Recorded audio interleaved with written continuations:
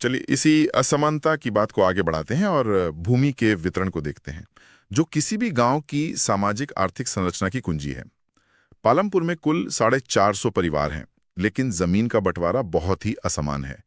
एक तिहाई परिवार यानी 150 परिवार भूमिहीन हैं, ज्यादातर दलित हैं। फिर 240 परिवार ऐसे हैं जिनके पास 2 हेक्टेयर से भी कम जमीन है, और मुट्ठी भर सिर्फ 60 बड़े और मध्यम किसान हैं। और ये तस्वीर आज भी भारत के ज्यादातर गांवों की है। किताब में गोविंद की कहानी दी गई है, जिसके पास 2.25 हेक्टेयर जमीन थी। उसके 3 बेटे थे।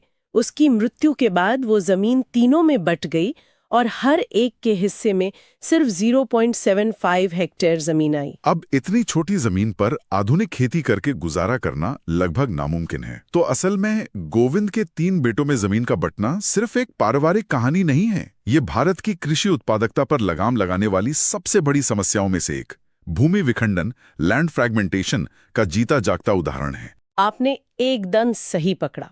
यही वो इंसाइट है जो एक यूपीएससी एस्पिरेंट को इस कहानी से निकालनी है।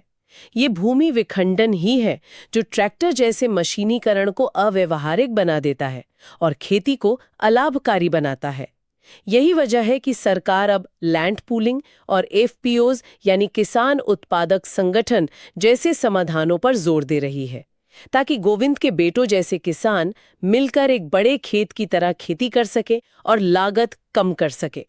2013 के यूपीएससी मेंस में एक सवाल था, भारत में कृषि अनुकूल भूमि सुधारों को डिजाइन करने और लागू करने में आने वाली कठिनाइयों पर चर्चा करें।